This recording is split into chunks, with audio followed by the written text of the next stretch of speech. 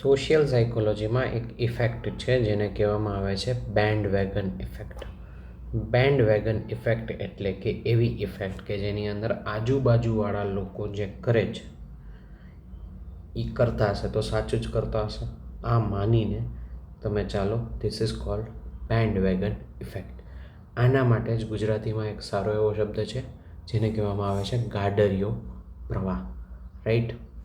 હવે આની પાછળના કારણ શું છે, આ એક નેગેટિવ કે પોઝિટિવ આને એટ્રીબ્યુટ હું નહીં કરું, બટ વાત શું છે કે આપણી પર્સનલ ઇન્ટેલિજન્સ કરતાં આપણે ઘણી બધી વખત કલેક્ટિવ ઇન્ટેલિજન્સ ઉપર ડિપેન્ડ કરીએ.